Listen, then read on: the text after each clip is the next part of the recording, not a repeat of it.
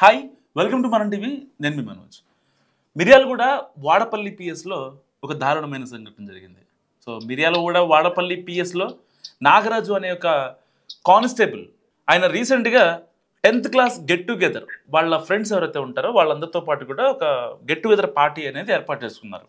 దాని తర్వాత ఆ 10th బ్యాచ్ సంబంధించి అమ్మాయిలు అబ్బాయిలు అందరూ అటెండ్ అయ్యారు, ఈవెన్ టీచర్లు కూడా. అంతా ఫంక్షన్ అంతా చాలా గ్రాండ్గా జరిగింది.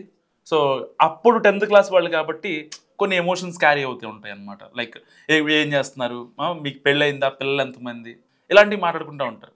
సో బాయ్స్ థింగ్స్ వేరేలా ఉంటాయి కాబట్టి వాళ్ళు వేరే మాట్లాడుకుంటారు. ఎక్కడ చేస్తున్నావు, జాబ్ ఎక్కడ చేస్తున్నావు, శాలరీ ఎంత, హైదరాబాద్లో ఏమైనా ఇల్లు కొనుక్కున్నావో లేదా, ఇలాంటి కొన్ని క్యాజువల్ టాక్స్ ఉంటాయి అన్నమాట. సో ఇలాంటివి దాటి కానిస్టేబుల్ నాగరాజ్ ఏం చేశాడంటే, ఆల్రెడీ నాగరాజ్కి ఒక పెళ్ళయింది. పెళ్ళైతే ఆవిడ ఈయన వేధింపులు భరించలేక ఆ అమ్మాయి విడాకులు ఇచ్చి వెళ్ళిపోయింది. డివోర్స్ అయ్యాయి నాకు ఆల్రెడీ. సో మనిద్దరం మళ్ళీ ఇప్పుడు కనెక్ట్ అవుదామని చెప్పి ఒక అమ్మాయి స్రవంతి అనే అమ్మాయికి వల వేశాడు కానిస్టేబుల్ నాగరాజు. సో అమ్మాయి మరి కానిస్టేబుల్ కదా, అబద్ధం చెప్పడు, పోలీసులు అంత గమ్మున అబద్ధాలు చెప్పరు, ఏదైనా సరే నిజాలు చెప్తారు అని నిజంగా మోసపోయింది ఆ బాధితురాలు. సో వెంటనే ఓకే చెప్పేసింది. ఆ రోజు నెంబర్ ఎక్స్చేంజ్ చేసుకున్నారు. సో తర్వాత రోజు నుంచి చాటింగ్ స్టార్ట్ చేసుకున్నారు. అంత బాగానే ఉంది. సో చాటింగ్తో ఆగిందా అంటే చాటింగ్తో ఆగలేదు. ఆ మహిళ ఎక్కడో మిర్యాలగూడకి ఒక 100 కిలోమీటర్ల దూరంలో ఉండే మహిళ మళ్ళీ ఈయన కోసం మిర్యాలగూడ వాడపల్లి దగ్గరికి వచ్చి ఈయన్ని రహస్యంగా ఏకాంతంగా కొన్నిసార్లు కలవడంతో ఆవిడ గర్భం దాల్చింది. సో గర్భం దాల్చిన తర్వాత మరి ఏంటి నా పరిస్థితి ఏంటి, మరి ఇప్పుడు నన్ను పెళ్లి చేసుకుంటావా లేదా, ఆల్రెడీ నీకు డివోర్స్ అయ్యాయని చెప్పావు కదా అని చెప్తే కానిస్టేబుల్ నాగరాజు బుకాయిస్తున్నాడు.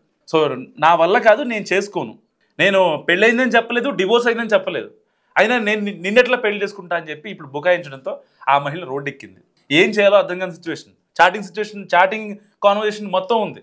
సో ఇప్పుడు మరి పోలీసు కదా కానిస్టేబుల్ అని ఆ ఊళ్ళో వాళ్ళు మాట్లాడుకుంటూ ఉంటారు కదా. సో కానిస్టేబుల్ అయితే ఆ పోలీసు వాళ్ళు సో మనం చాలా జాగ్రత్తగా ఉండాలి, వాళ్ళకి ఎదురుగా మనం నిలబడకూడదు అన్నట్టుగా కొన్ని సిచ్యువేషన్స్ చూస్తూ ఉంటాం మన ఊళ్ళల్లో.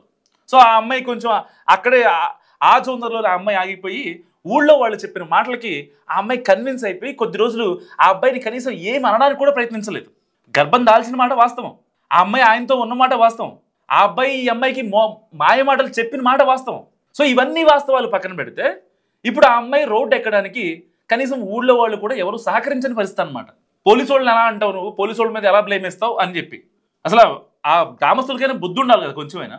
ఒక ఆడపిల్ల నేను అతని వల్ల నెల తప్పాను, గర్భం దాల్చాను అని చెప్పి బహిరంగంగా బయటకు వచ్చి చాటింగ్ కాన్వర్జేషన్ మొత్తం చూపిస్తున్నా నిద్రపోతున్నారా ఈ గ్రామస్తులు? సూటిపోటి మాట్లాడడం మాత్రానికే ఉంటారు వీళ్ళంతా నిజంగా.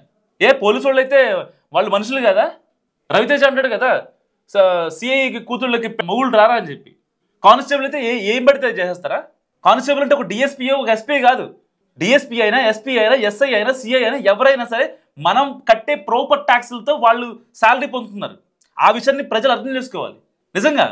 అంటే కానిస్టేబుల్ కాబట్టి అధికారాన్ని అడ్డం పెట్టుకొని ఇలాంటి మహిళలతో, న్యాయం కావాలంటూ వచ్చిన మహిళలతో వాళ్ళతో అక్రమ సంబంధాలు, వాళ్ళని వేధించడాలు, ఇలాంటి ఎన్ని చూడాల. రోజుకి 2 కేసులు తెలుగు రాష్ట్రాల్లో.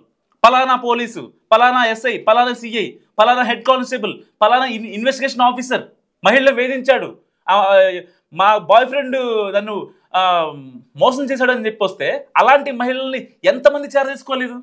రీసెంట్గా నిన్నగాక మొన్న ఒక పబ్లిక్ మీటింగ్లో ఒక కానిస్టేబుల్ ఒక మహిళతో ఎంత చిరాగ్గా డాన్స్ చేశాడంటే, పబ్లిక్గా అంత చిరాగ్గా డాన్స్ చేశాడు. వీళ్ళ పోలీసులు కనపడింది ఆ 4వ సింహం అని చెప్పి ఇలాంటి పెద్ద డైలాగులు దేనికోసం? ఇదంతా వ్యవస్థలో మీకున్నంత రెస్పెక్ట్ ఇంకెవరికైనా ఉంటుందా? కానీ వీటి చాటున పోలీసులు చేసే అన్యాయాలు, అరాచకాలు ఎంతమంది మహిళలు, దాదాపుగా 100కి 10-15 ఘటనలు మాత్రమే బయటకు వస్తే బయటకు రాని ఘటనలు ఎన్ని? దీనిపైన ఇన్వెస్టిగేషన్ జరపాల్సిన అవసరం ఉంది నిజంగా. చాలా కేసుల్లో ఈవెన్ రీసెంట్గా వైసీపీ గవర్నమెంట్లో జరిగిన కామ్నా జటల్మాని బాంబే నటి, ఒక మోడల్, ఆ అమ్మాయిని వేధించారు. డిఎస్పీ ర్యాంక్ అధికారి వేధించాడు. కేవలం సజ్జల రామకృష్ణారెడ్డి గారి పేరు చెప్పుకొని వేధించాడు అమ్మాయిని. దాని మీద విచారణ జరుగుతుంది. సజ్జల భార్గవరెడ్డి కూడా రేపు మాపు జైలుకి వెళ్ళే అవకాశం ఉంది. అంటే కేవలం వ్యవస్థల్ని మేనేజ్ చేసుకోవచ్చు, అధికారం ఉందనే ఒక అహంకారంతో ఇలాంటి పనులు చేస్తే ఎవరు ఒప్పుకుంటారు? సరే ఇవాళ అమ్మాయికి ఆ బాధితురాలు స్రవంతి కానిస్టేబుల్ నాగరాజు మోసం చేశాడు, గర్భం దాల్చాడు, తర్వాత మాయ మాటలు చెప్పాడు. సరే చాట్ హిస్టరీని కూడా ఒకవేళ రిట్రైవ్ చేయలేని పరిస్థితుల్లో పోలీసులు ఆ ఫోన్ తీసుకొని ఒకవేళ ఆ చాట్ మొత్తం డిలీట్ చేసినా ఆ అమ్మాయికి వెళ్ళి బాధితులను న్యాయం చేయలేని పక్షంలో కూడా ఆ అమ్మాయికి రేపు ఇచ్చారు కదా. పోనీ కర్మ వదిలిపెట్టుద్దా నాగరాజుని? కర్మ అనేది ఒకటి ఉంటుంది కదా. సో ఒకసారి ఆలోచించాలి నిజంగా. ఎందుకంటే పోలీసులు కొన్ని విషయాల్లో ఎంత మంచిగా ఉంటారో అంతకి ఎక్కువ మంది వచ్చిన ఎవరైతే బాధితులు ఉంటారో, న్యాయం కావాలంటూ వచ్చిన బాధితులు ఉంటారో వాళ్ళతో మిస్బిహేవ్ చేసిన ఘటనలు ఎన్నో, కోకొల్లలు, ఒకటి కాదు వందలు కాదు వేలు. మరి ఈ బాధితులకు ఎవరు న్యాయం చేయాలి? స్రవంతి బాధ ఎవరు పట్టించుకోవాలి? మస్తు కామెంట్ చేయండి.